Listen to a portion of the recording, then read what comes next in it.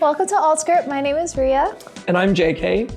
Today we've got Aaron Choe, a very special guest. Aaron is a film director and also a DJ who plays some really amazing techno music. But Aaron has a long list of different accomplishments in film, including a lot of documentaries on Netflix, on Hulu.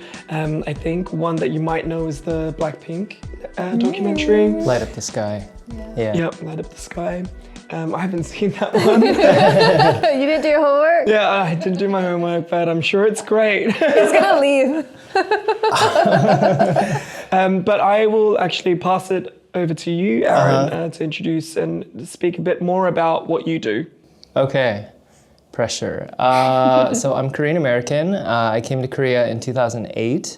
I was so young and innocent then, and I just liked being here, so I stayed here ever since, and I started working on film sets, like pretty much from like the bottom position to director. Like I worked as a PA, sound recordist, mostly helping out on independent films, a lot of student films. I had a bunch of friends who were in the master's program at Chungang University, which is like a really prestigious film school here. So I did that for like a year. I worked on a feature indie film, and I kind of learned my chops that way. And then, because I could speak Korean and English, I started working in production. And then I did that for a while. I worked for like a lot of like news. I worked with Vice for 6 years. I was never like an official employee, but I helped start the office in Korea. Oh, nice. And then I worked with CNN and like Netflix and all those streaming services. And did a lot of television, long form. I worked at a K-pop music company, and we did like music videos for like YG and BTS and a bunch of that stuff, and then commercials. So I did a bit of everything. I always did music for that time. I did it before I came to Korea, so it's been like 20 years since I've been DJing. Wow. Yeah, and then now we're here, and all my hobbies, they're all like kind of excuses not to do like homework and focus in school, you know, and things that I never got into to like make money from. But it's pretty cool because now I make some money from it, or make money from it, but you know, like things are sometimes up and down with freelance life. But yeah, for the most part, like I'm really happy with what I do. And yeah, like I live in Korea and I've been here ever since, and I think I will probably keep staying here. Yeah. Wow. Well, on that, you've been here 17 years? 18. 18 years? Yeah, 18. Wow. Yeah, that's a long time. Yeah. It's almost a lifetime. I know, because I meet some people, and especially like with DJing and even film, I'll meet a lot of really young people, and I'll talk to them, and I'll be like, oh my gosh, when I came to Korea, you're like 1 year old, or you're like 5 or 7 or something like that, and that's like really crazy. But Korea's like changed so much in that time, you know, for better and for worse. But I like it here, and I mean, you know, it's like I'm so used to being here. I've almost lived half my life here, so it's like basically what my parents did, but the reverse. Yeah. And it's kind of different for me because, you know, I watch like films or read books on Asians like coming back to their motherland. But for me, I've been here for so long now, I feel like more of like a long-term like immigrant, you know, so it's a bit different for me, yeah. What brought you back to Korea? My sister was doing like a year abroad through her school, and I came to visit her, and then instantly like I liked it so much. I come from San Francisco and San Jose, and it's fun there, but it's like not like the energy of like Seoul. And back in the day, like I think it was like more fun because we have so many cool events here now and like things to do, but back then it was just kind of about going on like adventures, like finding like a cool bar or a cafe or like a restaurant. And this was before, you know, we had like Naver Map and, you know, Google Maps and all that stuff, before iPhones. So if you knew a place, it like really was like word of mouth, and you felt like you were always going to like a secret place, you know, and that was like really cool. Like I remember I went to this one bar, and there was just like moats of like water on the ground, and it was so crazy looking. It looked like the set of like some kung fu movie or something like that. But it was ginormous, and you just felt like, wow, only I know this place, and me and like a handful of people.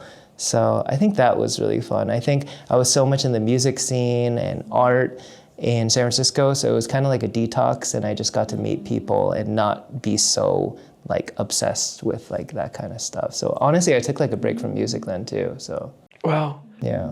Wait, so this is a minor point, but if Naver Maps wasn't around and Kakao wasn't around, Yeah, you just had to have like good What'd you memory. use? Your brain. It's a thing called the nue. But yeah, like seriously, you just had to. And sometimes you like just couldn't find a place, you know? It's like, you know, back in the day in America, you would print out directions, like you're going to your friend's Right, house, right. MapQuest. and you have Gotcha. MapQuest, and like take a ride on Mulberry, you know? And like you just had to do that. Like you didn't know what exit things were from, and I mean, still like to this day, I'm kind of like a creature of habit. So if I like a place, I'll just go there. Like if I want to eat this one dish, I'll just go there. Or, you know, if I want to get like my hair cut, I'll just go to this one person. So we had like regular places that we would go to. So it wasn't always about exploring, but just like friends getting together, and then maybe every weekend a different person like introduces like a place, and that was really cool. Very cool. It's nice to hear about what Seoul used to be like, you know, Yeah. a few years back. Especially because I wasn't really in the Itaewon scene. Honestly, I didn't go to Itaewon until like many, many years after Really? I lived in Korea. Because like I came from America. I don't want to go to like a little Yeah, America, you know? yeah. Like I wanted to hang out more with Korean people, like local people. And it was my first time where I got to have a lot of Korean diasporic Korean like friends, because before then I didn't have a lot of Kyokpo friends. So that's like kind of like what I was really into as well. Yeah. Yeah, no, that's interesting because I met Aaron through the bar. Yeah, at Sticks and Stones. So yeah. I have always just assumed that you were part of the Itaewon scene. No, like Yeah, right. very different. I've never lived in Itaewon before. When I go there, it's like I like going to Itaewon during the day, you know, because Okay. like back they used to have like a lot of good Korean restaurants in Itaewon, and then I like the museums or some of the vintage shops and stuff, but not as much these days. I feel like it's changed a lot. Not to say like it used to be, you know, this and this, but I think just like what I'm into is different. So these days I like going to Gwanghwamun or something. Like I think Gwanghwamun's a pretty cool area, but I like my neighborhood a lot, but I think I always just stayed in Mapo. Right, right. Yeah. Interesting. Yeah. Okay. Yeah. So like, yeah, I mean, definitely like I go to Itaewon because of DJing, but I don't go like as much. Yeah. Not for fun. Not in your off times. Honestly, my idea of fun is very different from what I do. Like I like just chilling at home Nice. and like reading and watching movies and like stuff that's like very like chill compared to like, Yeah. because film, and I think I discovered later that I'm quite introverted, like I'm an extroverted introvert. Yeah, So yeah, I yeah. need a lot of time to like myself and to charge, or else it gets like, oh, like so much. Like before I go to DJ, I'm at home and I'm like, I'm so tired, I gotta go. And then I have my ritual where I drink like a thing of green tea, and then I go out and like, hey guys, you know, like, cool. So funny. Yeah, what happened? Sweet, you know? And then I just gotta like entertain people. But as soon as I'm done, usually I'm just like out there. I'm like, oh, you're leaving. Yeah, You'd be like, yeah, no, I gotta go. I gotta, Now I know where you're going. yeah. Home. That's so funny. It's just like I've been in it for so long now. It's like I definitely need that time, because like last weekend I DJ'd Friday, Saturday, and Sunday. So it's a lot, you know. Yeah. So, you know, at the end I was like, oh my gosh, I'm so tired. So yesterday, like I hung out with some friends, but you know, it's like people are always in town and then you feel obligated, but then you got to make your own time too. And that's like so important. Yeah. Well, I kind of want to go back a little bit to Please. when you mentioned that like you're now like a long-term like immigrant here, because like it's not like just a couple years ago that you came back, like you've really settled here. Yeah. And like, how has that been? Like, cause you know, I don't live here, so I don't know necessarily what that experience is even like coming back to the homeland and staying in the homeland. Well, obviously it was like totally easy, like no hiccups at all. It's like Korea, you know, it's just like, as a Korean American, of course, super easy. Like, you know, the world is my oyster. Like everything was a opportunity for me. No, it was so bad. It was honestly like the first 2 years I was here, I hated it. Like the first 6 months I was here, I was like, oh my God, this is like my people, like I feel accepted. And then once I started entering like, you know, trying to find jobs and stuff, it was really, really hard. You know, I definitely got like my own share of discrimination as a Korean American person. I definitely felt like a second-class citizen a lot. And I think only recently, like in my spaces, like Korean Americans have kind of been making waves or have been like noticed or been seen. And still, I think people are just realizing that there's like a lot of benefits to working with like international Koreans. You know, like you'll meet like Korean people who are like third culture kids who, you know, speak like both languages really well and they just happen to live like in different countries. But I didn't come here speaking like really good Korean. It was okay, definitely got a lot better. But there was always like kind of a chip on my shoulder, like not feeling Korean enough. And I think during like the Academy Awards, there was like this conversation between Sandra Oh and Bong Joon-ho's translator. It was like really, you know, popular talk. And I think then it was like, I kind of realized like, oh, like I have this kind of, what is it, like complex or inferiority complex or imposter syndrome, and it has a lot to do with me being Korean American. So then I kind of realized like I need to actively break out of that. So like when I was young, I was really, really shy. Like I couldn't even talk to my family members, like my cousins. I was deathly shy. Like I would just say in my head, like, say something. And I couldn't move, you know? I felt frozen just because of like anxiety. And then seriously, it was like, you know, like when you watch like those 80s movies where some kid looks in the mirror and he like, before the montage sequence where they like build themselves up, they're like, you know, like, I'm gonna face this. I seriously like looked in the mirror and I was like, you're gonna be more outgoing, stop being shy. And I was like 10 years old then, you know, I was like, we need to stop doing this. And then from then I just started taking like huge risks to be more outgoing, which is like kind of crazy because now I feel like I talk too much, you know? So maybe I went too much the other way. But I think in that time, like as a director or DJ, like honestly, there's not a lot of Korean American DJs or filmmakers, which is crazy, right? Like DJing comes from America, but I either get treated as a local DJ, very rarely as like an international DJ. Sometimes you'll have like DJs who are like living in Korea, but it'll say like, blah, blah, blah, like UK. And it's like, you live in Haebangchul, you know? You didn't come from like Sheffield or something, like, come on. Nobody puts like US on mine, you know? And then at the same time, it's like sometimes, you know, like we'll have a director flown out who knows nothing about Korea and they're expected to make like a huge statement, like critiquing Korea and let's say like the role of women in blah, blah, blah society. And it's like, no offense, like a white man, you know? So I'm just watching that, like nobody would hire me to make a documentary about Italian food, you know, in Italy. Like, let's face it, you know? But then it's like, why is that okay? And I'm not gonna try to like steal, you know, like somebody's like meal ticket, you know? But I was like, why has that been going along for so long? Why don't they just hire, like, let's say somebody who has that perspective, but not just somebody's like, oh yeah, like I lived abroad for 2 years or something like that, you know? It's like somebody who's really like kind of lived in both worlds. And I feel like that's something that's like a missed opportunity. And I've talked about this in a lot of things, but it's like, why wouldn't you do that, you know? Like my friend, he works for Samsung in the Netherlands. His family, like they've been in the Netherlands for a really, really long time. They own a Korean restaurant in The Hague. They're like a big part of the Korean community there. And he was hired, and I think like those skills were also in the equation as well too, when they're like trying to pick for like good people to work with who could establish like, you know, something there, like a presence there.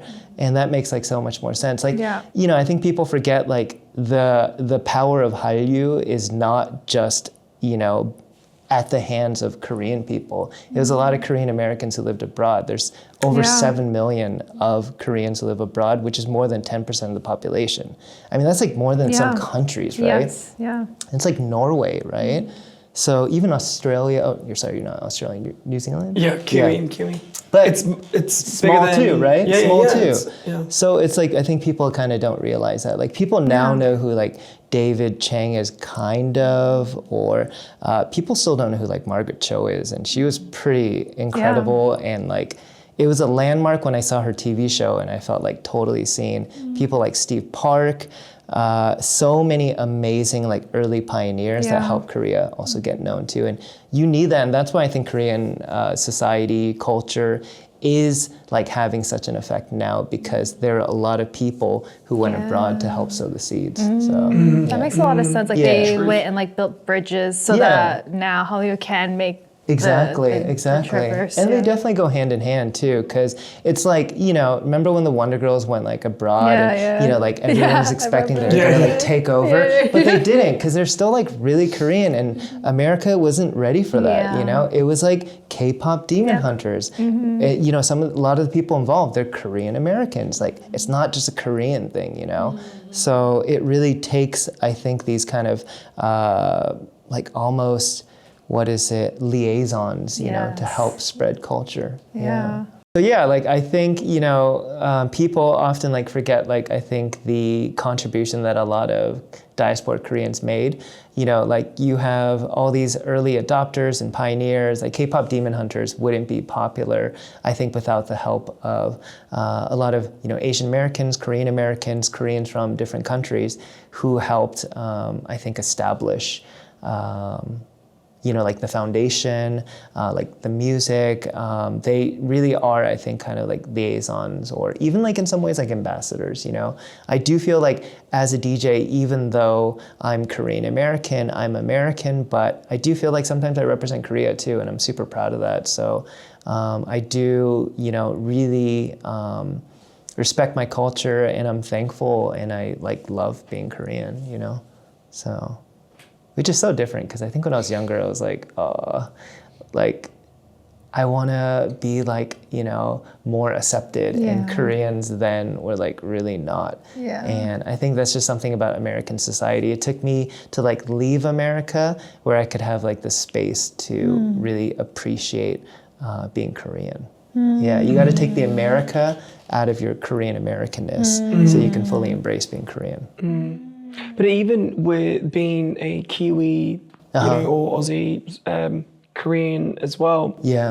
I think I had sort of similar issues. And I think, you know, it really is sort of more recently, and I kind of attribute it to getting older, but also the interest in Korea and Korean culture, and how that sort of helps sort of your own perception of yourself as a Korean, because now, like, you know, it's not weird, or it's not, you know, it's not as obscure, or, you know, as it used to be, you know, even just 10, 15, 20 years ago. Right. Although I think I kind of always had that pressure, you know, it's like, you know, when you're like out in America and you're kind of, you have to take your friends to a Korean restaurant and they're not Korean, and you have to be like, introduce them to Korean food and teach them. It's like, I don't want to always do that, you know? I heard this great podcast with John Choe, and he's like, I don't take my friends to eat Korean because I don't want to be like the tour guide, you know?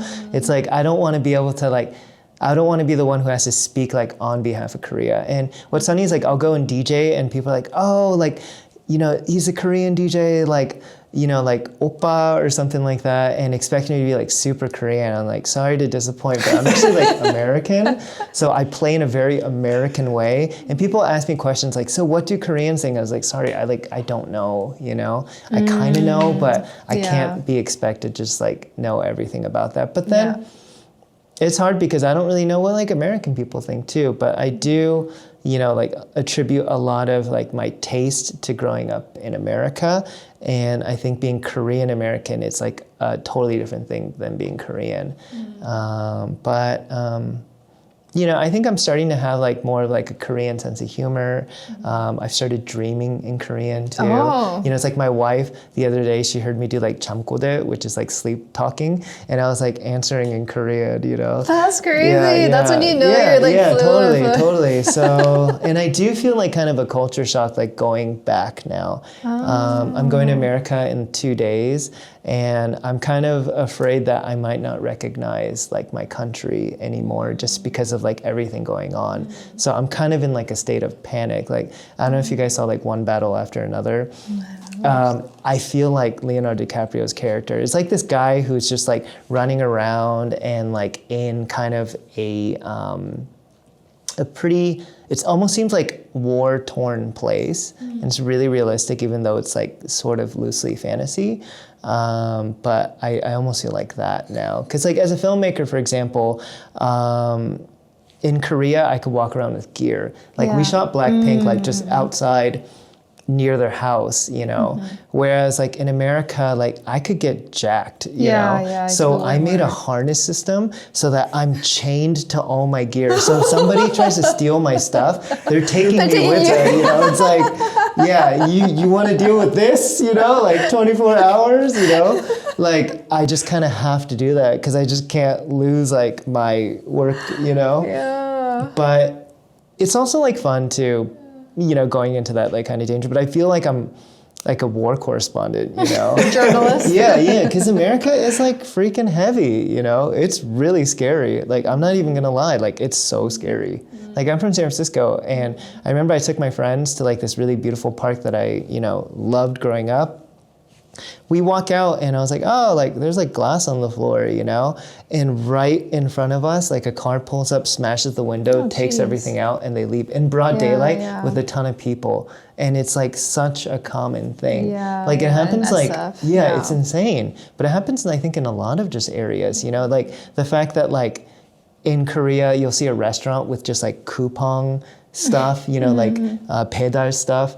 In America, it's like, would you leave like an Amazon, like MacBook, anything outside your door? No. So that's kind of like what I'm going back to. You're embracing yourself for an adventure. Yeah. Like back then, I'd be like, oh, I'm going to go back and eat like Mexican food and all this stuff. And I'm just like, oh my gosh, I'm so scared, you know? Well, hopefully it's a good time back despite all the stuff. Thank you. Make it back in one piece. Ditch the gear. I was on Reddit and I was like looking up and asking a lot of my like filmmaker friends, like, what do you do? And somebody like wrote, like, I don't think it was a joke, like, learn how to use a gun. And bring a firearm with you. So I'm like, oh my God, like what am I sacrificing for the sake of my art, you know? Oh. That's wild. Yeah. Well, all the best for that trip. I don't know what to say. I know, I'm like, It's like, I hope you make it back. You know, I'm sure you will. You will. I know. You look so nervous. I'm nervous for you now. I know, but I think it's gonna be amazing because it's like I get to be with like my heroes and build a relationship, and I'll also be with like 6 people who look like kind of intimidating. Oh, that's good. Right, too. That's good. Yeah. So, but we're like all small Asian men, which like I mean, growing up, how are they more intimidating then? Because they just like have like they look like a band, like a biker gang. Band. Oh, okay. Yeah, no, but I don't know. I think just maybe people will see us and just assume like, oh, we don't have anything of worth, you know. That's like actually like going to be my thing. I'm not going to wear flashy clothes. I'm just going to wear like workwear, and then I'm going to put all my stuff into a duffel bag then just like, you know, backpack it. I want to look like somebody who just, you know, was taking buses and stuff. So that's people a smart like way. not Strategic. Yeah, I'm not gonna have like a laptop bag or something like that. You know. Yeah, but that's something you got to do like in America too. You can't be like flashing like your 명품 or anything like that. Even like my phone, I got a chain for it too. You know? To get money. But they're like bestsellers in Korea when they go to Europe or like Western countries. Smart, 'Cause that though. happens. It's real. Yeah, it's real. Yeah. Like London, you know. It's Yeah, crazy at the moment. Europe. Oh my You know what's god. so funny is that like I feel like Western people always come here or to Asia and just like like they wear like those like chest packs and put all their money and their valuables in that. It's like, come on, dude. Like nobody's gonna steal your stuff. They might haggle you and get like $5 more or something, but it's not like when you're in Europe where people have like professional, pickpocketers Yeah. and stuff. So like that is a real This thing. is a safe country. A better safe than sorry. I think Yeah. that's the sort of logic. Yeah. And I mean, it's like we also have like CCTV everywhere. So Yeah.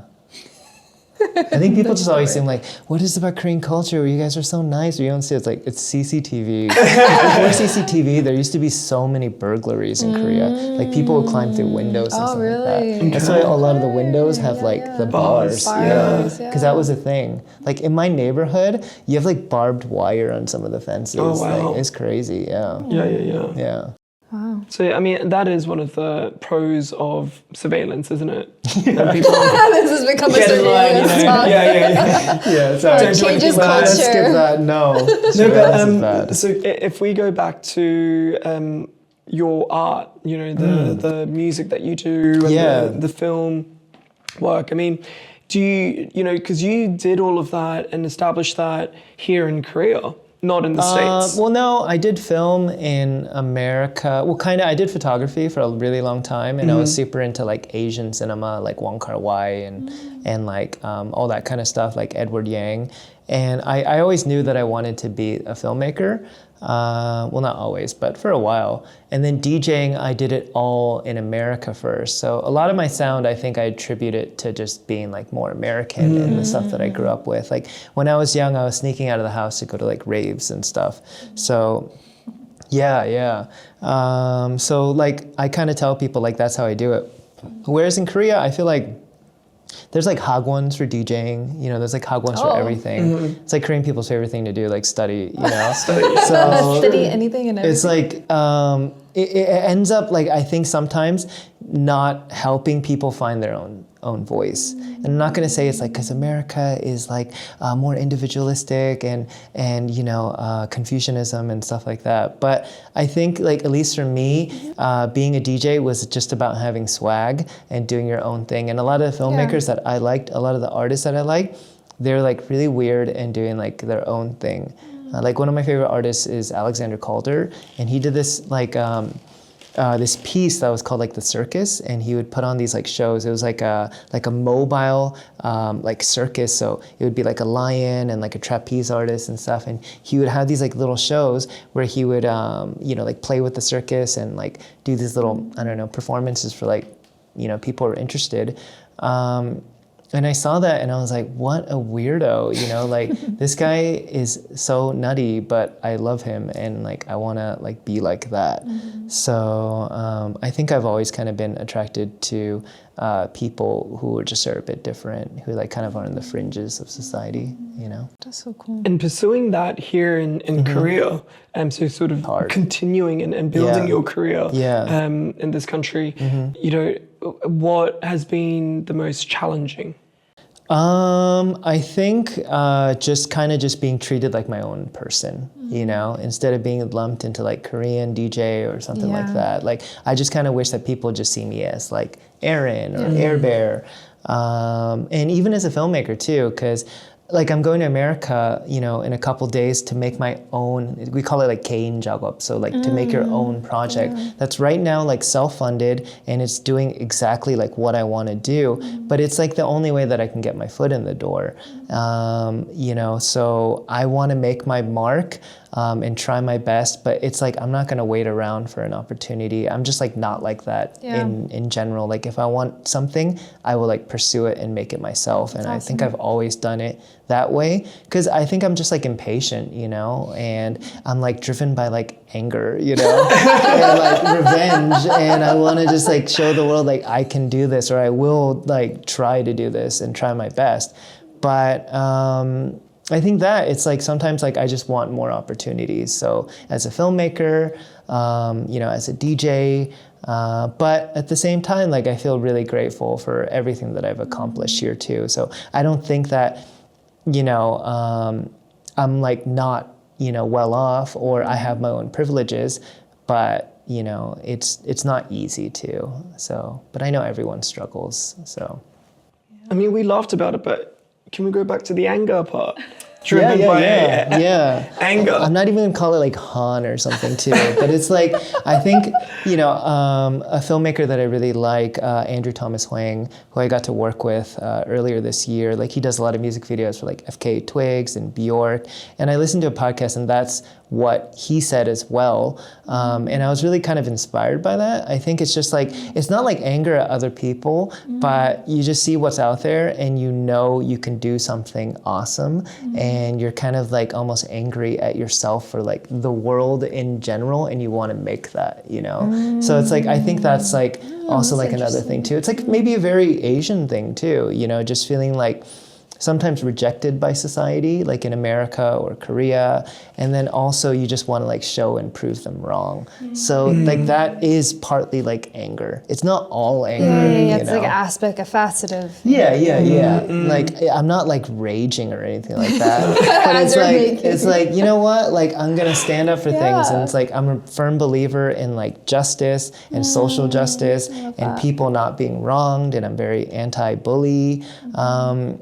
But we have like all of our own emotions that we have, and there's something about like diaspora Koreans where we're left with just a lot of sometimes uncontrollable emotions that we have to deal with like later that we don't even realize. So I think that for me, when I was in the corporate world, like the legal world, I definitely harnessed the anger part to also prove everyone wrong. Totally. But I mean, I think that sort of once that sort of subsided, and once I got there, I needed to find a different reason to pursue something else. Do you think that like if not the anger side, and I mean you're very passionate about what you're doing and you love the art, what also sort of keeps you going, or like what's the overarching sort of purpose for why you're persisting in this industry and you've been able to do it for so long? I think it's the community, honestly, like what's awesome about documentary, I just get to meet the coolest people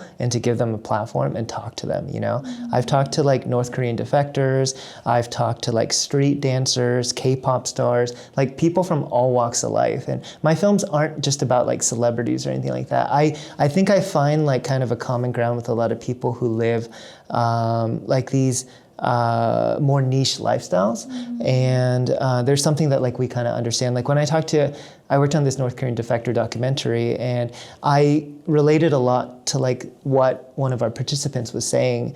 And and then also just like my crew, like the people that I get to work with, I love them, and it's like an excuse to hang out with them, like I want to work with my sister who's an incredible editor, but also just because like I love that we have weekly talks through our projects together, or my cinematographer, like I'm doing this personal project and they said they're going to pay their own money because they believe in the project and they want to like help with that. It's like, you don't have a lot of people who have that, and we're all super just into like, we love being around each other. And that's something that I think when you have small crews, because I worked in the commercial world too, and you don't have that as much. I try to talk to everybody, but it's hard to keep track. But it's like we're going camping, or it's like you want to be around with people who you would do like a 20-hour shoot with and be like happy to be with them for that amount of time, So yeah. I love that. I'm just like, oh, and DJs too. Like yesterday I hung out with a bunch of my music friends, and I was just like, I love hearing you guys talk, and hearing your opinions, and us sharing and, finding our own voice and stuff. I think it's like, that's what's really cool. That's so cool. Like I'm just, as you're talking, I'm like, wow, what a wealth of, like, you're so wealthy in the fact that you have just gain so many different types of perspectives and walks Totally, of life, and I totally. feel like not many people, you know, have that opportunity. And like even as you're talking about it, like your eyes are like twinkling, and I'm like, oh, that's so cool that like you have that type of access. You know, I think it's like it's okay if I don't become the next Bong Joon-ho, but I tell my friends, especially like, you know, older creatives, we just want to make it better for the next generation, you know. So make things like more hospitable, less toxic, you know, more free and open. You know, and I think that's really important. And then also just like I feel like I really don't want to become like a gonde too, which is like somebody who's like, you know, I don't know what you say in English, but it's like somebody like old mansplains or old-splains something. I think it's like, I feel so like lucky that I get to hang out with like young people or people from different walks of life. And I think it's really important just to listen to them because like being a DJ or being a creative, I think it's about being fresh, you know. I appreciate people who are artisans of what they do and it's a craft, but you know, it's like you have so much of that. It's like, oh, I've been doing this longer than you, therefore I know more. But you don't know everything. And I think if you think that way, you'll stop growing. And if you become stagnant, I think you will die creatively. So, yeah. That's so good. It's like, like, yeah, as you're just talking too, of like, wow, like you've been in the industry for so long in both music and film, or in that world, and yet you just maintain such like a humble attitude. And I'm like, it's just so apparent of like, oh wow, that is truly the key, right? In being able to continue to thrive and flourish. Yeah. It's like having that humble attitude that, like we don't know it all. Yeah. And that's because if you do, then life gets boring. Totally. Nothing to look forward to. Yeah. It should always be like a challenge. It doesn't have to be something that torments you. You know, of course, not everything is easy, but you got to be up for the challenge. And that's like the fun part. The journey is the fun part, not the product, you know? Word. Oh, what do the young people do now? I don't know. Asking the wrong person. Like, what do they say? Like, Siri? What is it, Siri? Okay. Wrong crowd. What do people say? Period. Oh, yeah, period. No, we definitely want to, like, we could talk to you all day. Yes, but we will need to wrap it up. So thank you so much for coming on our show. It was Thanks for having me. so enlightening and, you know, just hearing someone share about their experience in a different industry. It's, I feel like I've learned so much. And thank you so much for sharing. I mean, to close, what's funny is that some people think like I have the answers or something. Maybe I give off that illusion, not to sound like into myself, but I have no idea what I'm doing every day. You know, I'm constantly just like, where am I going? What am I supposed to do? I just never had mentors who could teach me these things, you know? So I'm still figuring it out too. And I think everyone just like be okay with like not knowing what's going on and then just enjoy, because that is like life too. You'll never not know what's going on. You don't know what's going to happen tomorrow or in 10 minutes from now. And you just have to like enjoy too. So it's almost like life itself is the process and the journey. So Word. Yes, word. That is definitely, I feel like, very on brand with, I feel like our season right now. Just really embracing and being okay with not knowing. And then just try to like do one thing every day that just like makes you happy, that you feel proud of, you know? So, Thank you. One step at a time. I feel like you're an older brother. Speaking words of wisdom of life. And we needed to hear this. Yes, we did. Thank you so much. Yeah, no problem. Thank you for your time. It's my pleasure. Yeah, well, we'll wrap it up here. Thank you guys so much for sticking around. We'll definitely link his socials into our description down below, but don't forget to like, subscribe, and put your notifications on. Yeah. But yeah, we'll see you next episode. Thanks. Bye. Bye.